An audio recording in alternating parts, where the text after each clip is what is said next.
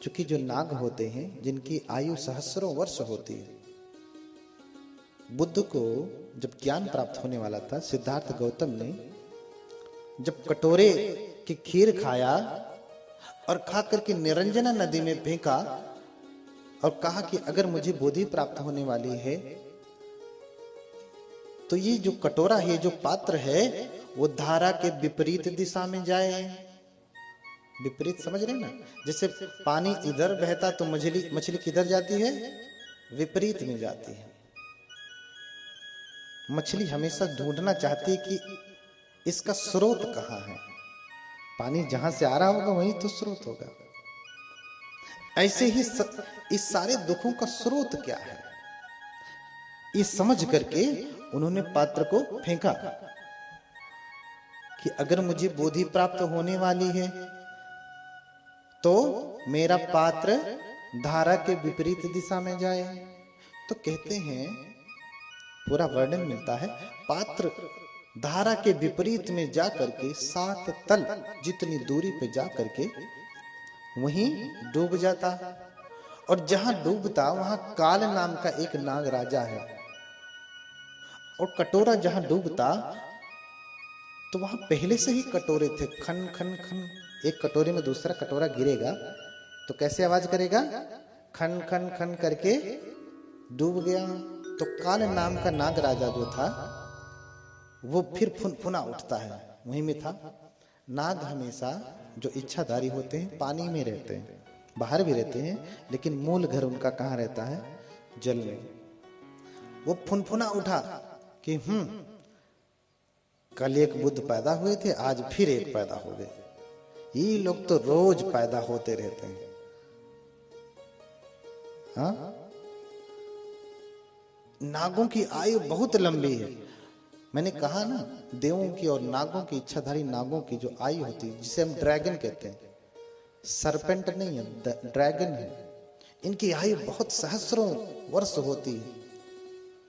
उसने अपने जीवन में कई बुद्धों को देखा, इसलिए कह रहा कि कल एक बुद्ध हुए थे, आज ही 28वें एक और बुद्ध पैदा। जाके कहता है कि ये लोग तो रोज पैदा होते हैं और बुद्धों की आयु तो 100 वर्ष से अधिक नहीं होती। स्वयं सिद्धार्थ गौतम जो बुद्ध हुए उनकी आयु 80 वर्ष रही, पूरी आयु, शरीर की आयु। तो एक नाग था जो प्रवज्जित होकर के एक मानवक यानी मनुष्य का रूप, एक लड़के का रूप, मानवक का सही अर्थ होता है लड़का, हिंदी में कहते हैं छोकरा, वही मानवक। एक लड़के का, पाली में उसे मानवक कहते हैं। मानवक का रूप धारण कर लिया और फिर सभी लोग तो बनते हैं, सभी लोग तो मनुष्य हैं, हर दिन चारिका में जाते थे, वो चारिका में नहीं जाता क्योंकि उसे ये वाले भोजन से कोई मतलब नहीं ना, तो सर्व है। कहता आओ सो तुम लोग चलो, मैं आऊंगा बाद में चारिका करूंगा। तो एक दिन, पहले दिन तो हो गया, लोग चले गए, चारिका करके आए और देखे कि ये अपना कमरे में अकेले पड़ा है। फिर दूसरा दिन हुआ, चलो चारिका में चलते हैं। बोले नहीं आप लोग जाइए, मैं बाद में आऊंगा। 2 दिन हो गया, 3 दिन हो गया, महीने भर हो गया। दूसरा महीना जब चलने लगा, सब लोग सोचने लगे कि अरे सब लोग चारिका में जाते हैं, ये हर दिन कहता कि तुम लोग चलो, मैं आता हूं, लेकिन इसे चारिका करते हुए कभी नहीं देखा, और जब हम वापस आते हैं तो पहले से यहीं पड़ा मिलता है, ये खाता क्या है? फिर क्या हुआ, एक दिन सभी कहते हैं कि चलो चारिका में। कहता आप लोग चलिए, मैं बाद में आऊंगा। और जब सब चले जाते, वापस आते, उनका एक मित्र जैसे ही विहार में पहुंचता, जिस कमरे में, जिस प्रकोष्ठ में वो थे, उसी कमरे में जाता। और जाता तो क्या देखता, पूरा कमरा सांपों से भरा पड़ा है। और वो डर के मारे चिल्लाते हुए बाहर निकलता कि अरे कमरे में सांप हैं, सांप हैं, सांप हैं, चिल्लाते हुए आता। अब लोगों को पता चल जाता कि कमरे में सांप है। भगवान बुद्ध को बताते, भगवान कमरे में सांप है। भगवान अपने दिव्य चक्षु से जान जाते कि अभी तो ध्यान नहीं दिया, जब आवश्यकता होती है तब आदमी ध्यान देता है, नहीं आवश्यकता होती तो आदमी क्यों ध्यान दे? सब ठीक चल रहा है तो क्या ध्यान देने की आवश्यकता? तो बुद्ध ने अपने दिव्य चक्षु से देखा कि ये तो कोई मनुष्य नहीं है, ये क्या है? ये सर्प है, नाग है। फिर भगवान ने बनते लोगों को फटकार लगाया कि कैसे तुम लोग नाग को प्रवज्जित कर देते हो? आज से नियम बनाता हूं। भगवान विनय बनाते हैं भिक्षुओं के लिए, जो आज से किसी भी नाग को प्रवज्जित करेगा तो आपत्ति दुक्कटम, उसे दुष्कृत्य का दोष लगेगा। भगवान ने विनय बनाया। अब सब बनते लोग घबरा गए, भगवान आप तो भगवान हैं, जान जाएंगे कौन सर्प है कौन मानव है। हम कैसे जानेंगे कि ये नाग है या मनुष्य है? दिखने में तो आदमी जैसा था, हम लोगों ने प्रवज्जित कर दिया। बोले भिक्षु, इसीलिए भगवान किसी को तुरंत प्रवज्जित करने की अनुमति नहीं दिए हैं विनय में, कि कोई आया, बनते जी मुझे चीवर दे दीजिए, अच्छा चल लाओ लाओ, सब दुख निसरण, बोलो लो चीवर लो हाथ में, बोलो सब दुख निसरण निबान सच्ची करना था इमंग कासावंग हेत्वा दत्वा पब्बा जेठ मंग बनते, लो बोलो, हाँ बोल दिया, लाओ लपेट दिया, चलो अब से तुम क्या हो गए? बनते हो गए।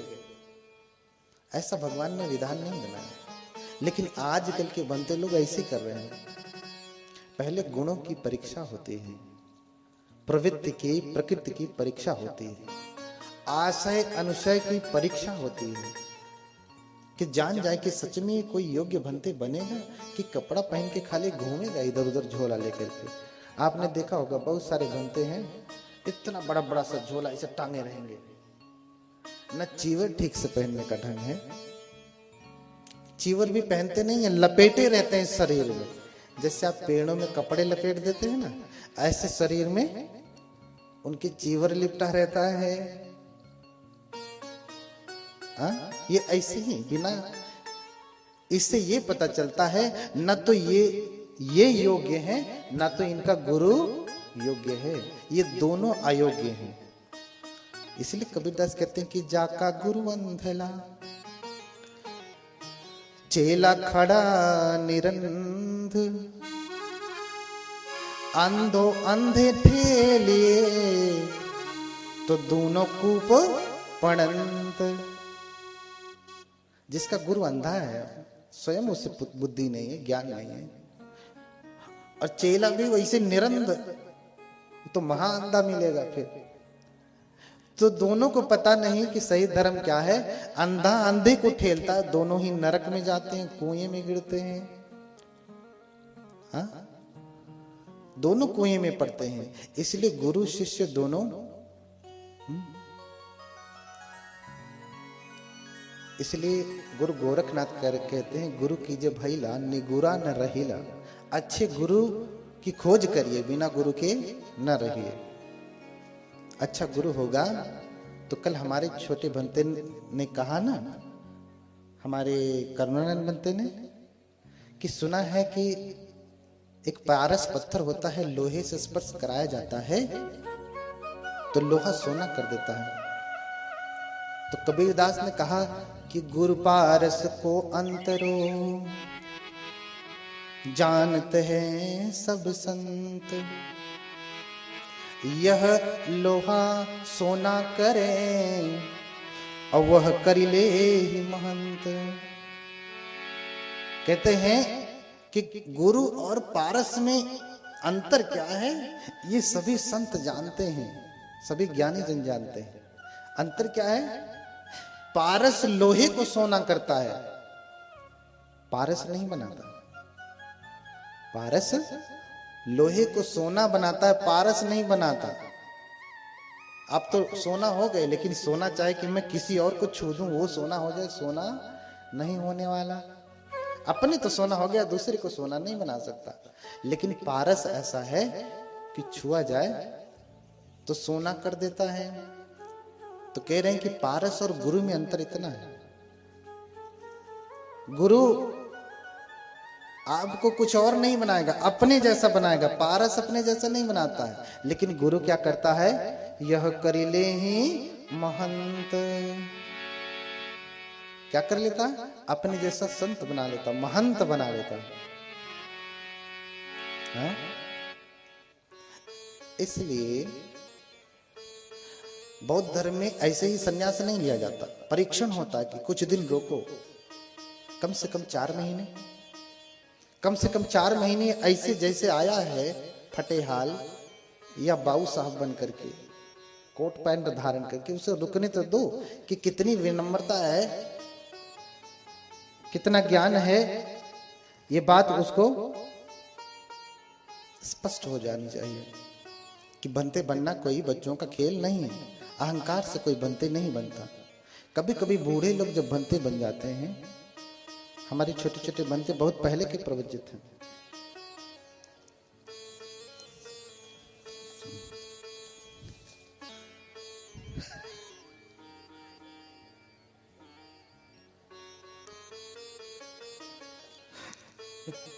बोलिए भगवान बुद्ध की, बोलिए भगवान बुद्ध की।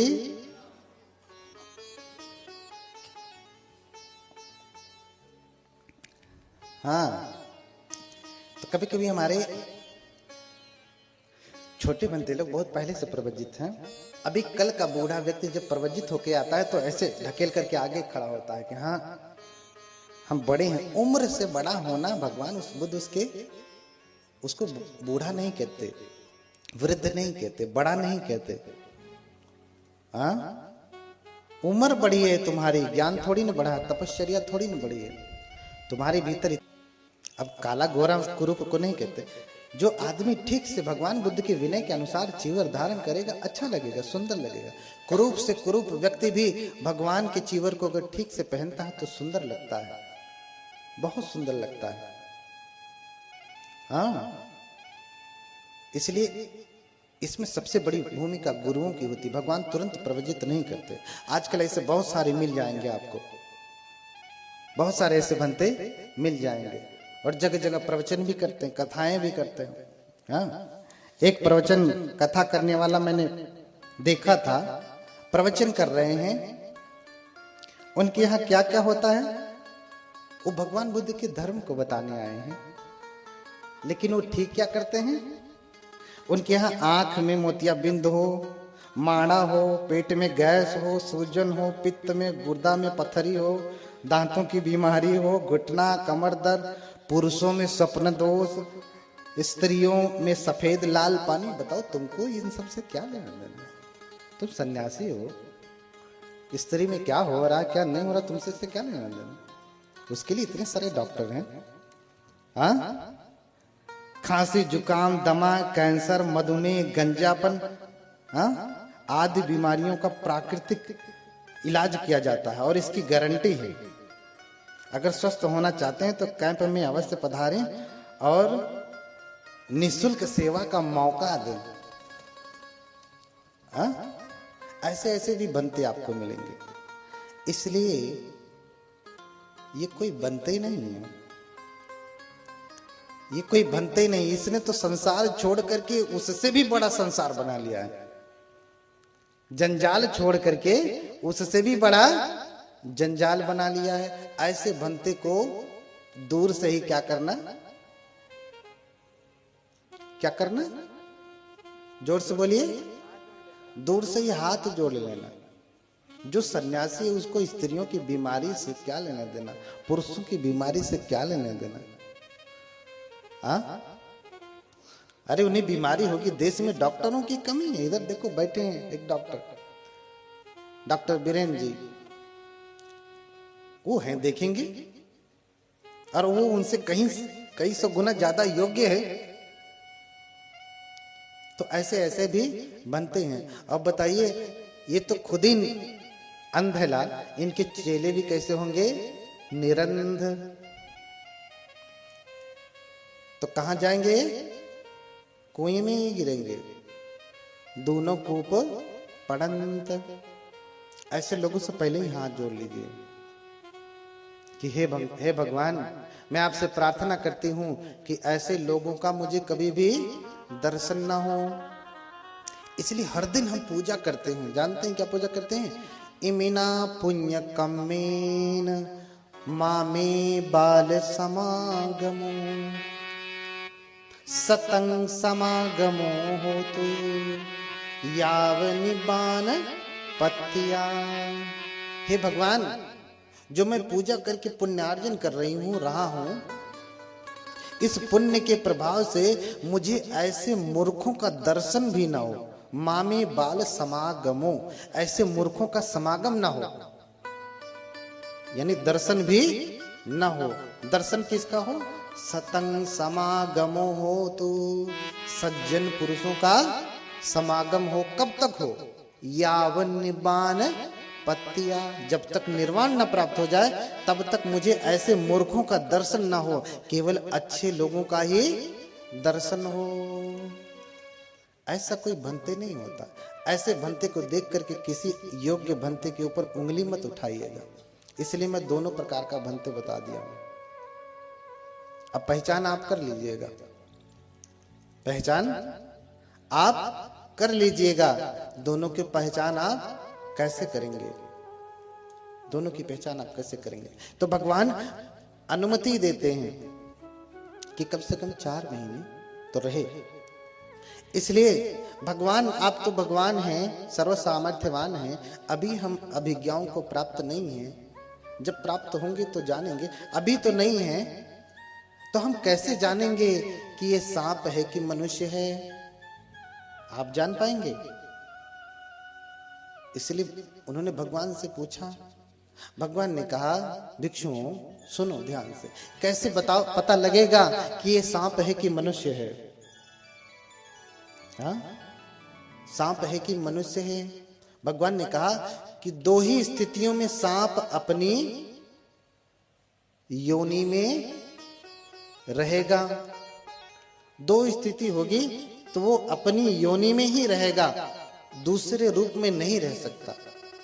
2 स्थितियां कौन सी है? जब वह सोता है, और हर दिन सांप सोता नहीं, कभी महीने 2 महीने वर्ष 2 वर्ष में एक बार सोएगा। तो जब वो सोएगा, निद्रा मग्न होगा, तो मनुष्य की योनि में, मनुष्य के रूप में सो नहीं पाएगा। उसे अपने रूप में ही आकर के सोना पड़ेगा। तो पता चल जाएगा कि ये क्या है, मनुष्य नहीं सर्प है। तो इंतजार करना।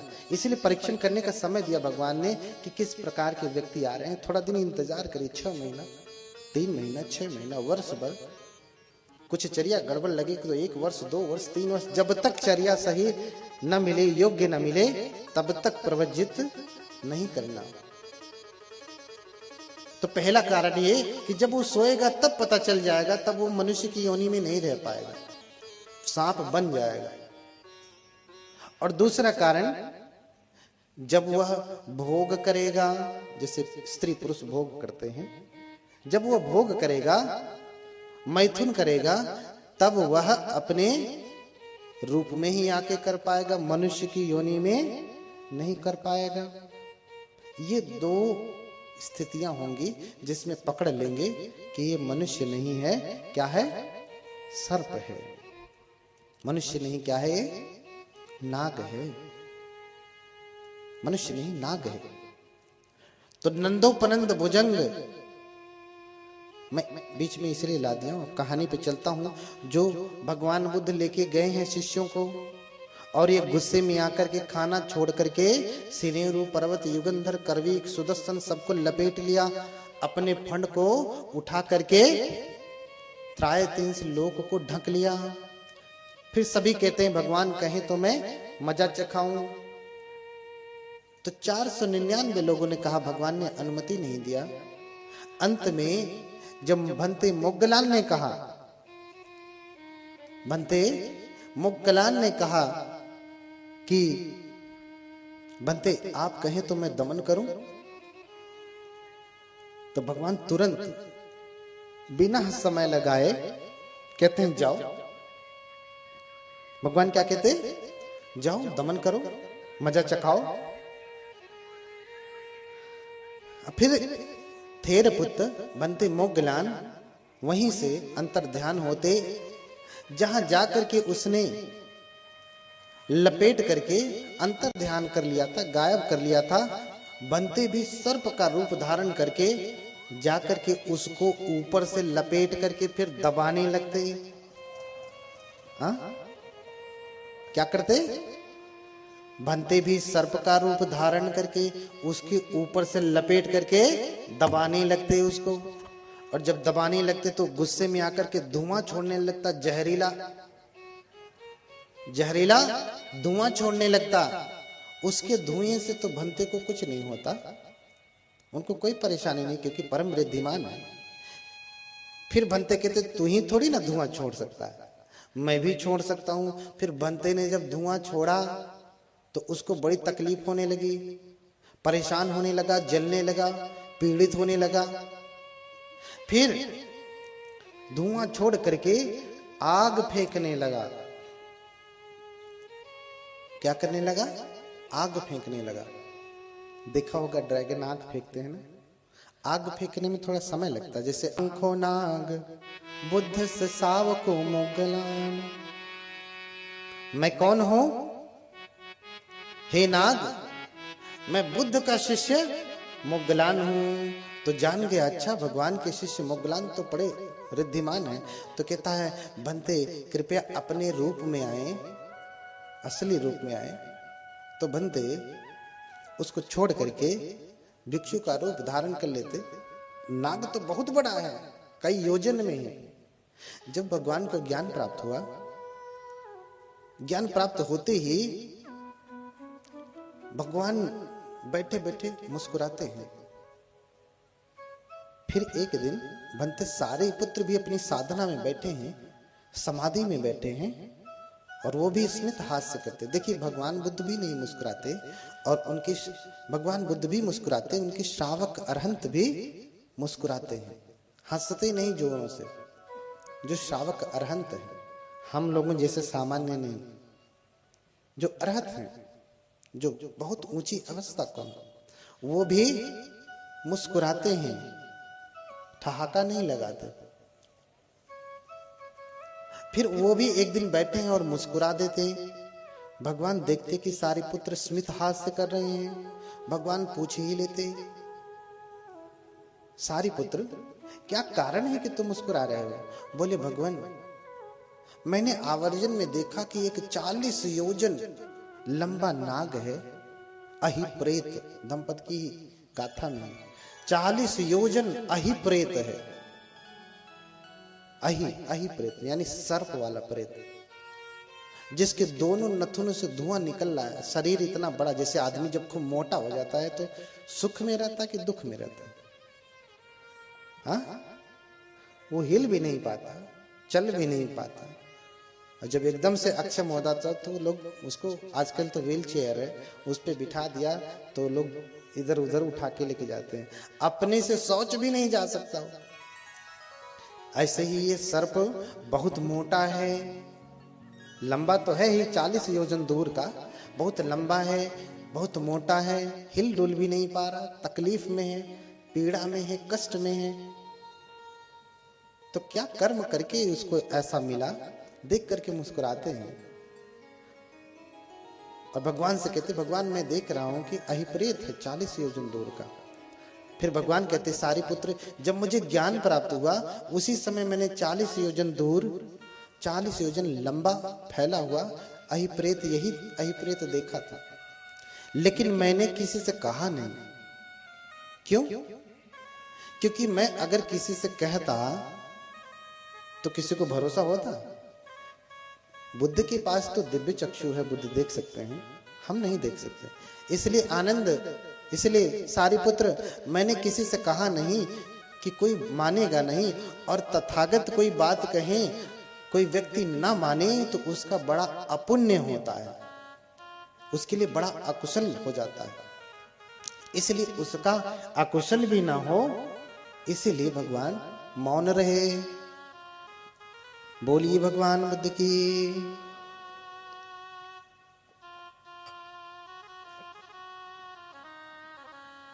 तो बहुत लंबा है नंदोपनंद। कहता भंते आप असली रूप में आइए। भंते अपने असली रूप में आते, और इतना बड़ा है वो, कई योजन का, फिर देखिए वो इतना, कई एक योजन में 3 कोस होता है और एक कोस में 3 किलोमीटर, तो एक योजन कितने किलोमीटर का हो गया? 9 किलोमीटर का। कितने किलोमीटर का? 9 किलोमीटर का। और वो कई योजन बड़ा है सर्प, इतना बड़ा है, तभी तो सिनेरू पर्वत को ढक लिया, तावतिंस को ढक लिया, कोई छोटा सा तो है नहीं। छोटा सा आदमी कहे, हम कहें कि हम ये सुमंगल बुद्ध विहार को ढक ले, तो हमारा हाथ इतना बड़ा है कि हम ढक लेंगे। हम पूरा शरीर से भी ढकना चाहें तो नहीं ढक पाएंगे एक छोटा सा बुद्ध विहार। और पूरे बिल्हौर लोक को ढकना हो तो नहीं ढक पाएंगे। अगर मेरा शरीर इतना बड़ा होगा तभी ढक पाएंगे। उसने क्या किया है, सुनेरों को लपेट करके अपने फन से, इतना बड़ा फन है, उससे तावतिंस को ढक लिया, इतना बड़ा है। तो भंते अपने असली रूप में आए, भंते मोगलान अपने असली रूप में आते, भंते के रूप में आते हैं। तो भंते के रूप में आते हैं तो मनुष्य जितनी उनकी हाइट होती है, ऊंचाई होती है, उतने ही बड़े हो जाते हैं। और फिर बड़े होते तो देखिए उसके दाहिने कान से घुसते हैं और बाएं कान से निकलते हैं, फिर बाएं कान से घुसते हैं और दाहिने कान से निकलते हैं, फिर दाहिनी नासिका से घुसते हैं, बाईं से निकलते हैं, बाईं से घुसते हैं और दाहिनी से निकलते। कुछ नहीं कर पा रहा, इतना शक्तिशाली रिद्धिशाली है। और फिर भंते को खाने के लिए अपना मुख खोलता, भंते उसके मुख से उसके पेट में प्रवेश कर जाते और उसी में चक्कर लगाने लगते हैं। चक्कर लगाने लगते तो उसको पीड़ा होने लगती। और फिर बड़े करुण स्वर में कहता है, भंते बाहर आए, क्यों मुझे तकलीफ दे रहे हैं? जान रहा है कि मीठा बोलूंगा तो भंते हैं, दया कर देंगे। जानते हैं सीधे साधे लोगों को लोग बेवकूफ बना के रखते हैं, अपना अर्थ सिद्ध करना चाहते हैं। श्रद्धावान होना बहुत अच्छा है, लेकिन श्रद्धावान के साथ साथ बेवकूफ मूर्ख होना ये ठीक नहीं। श्रद्धा के साथ प्रज्ञा का होना बहुत अनिवार्य है, नहीं तो वो श्रद्धा सिर्फ कष्ट देती है, पीड़ा देती है। क्योंकि श्रद्धा के कारण वो सही में भी फंस जाएगा, गलत में भी फंस जाएगा। बदमाश आएगा, कहेगा भैया मेरी सहायता कर दो, उसकी भी कर देगा। अच्छा आदमी जो ही आया उसके लिए अपना दिल, अपना हृदय खोल करके रखेगा। ये भी अवस्था आती जो बोधिसत्व अपनी अंतिम पारमिता में है, पराकाष्ठता में है, तब भी उनके पास प्रज्ञा होती है। उस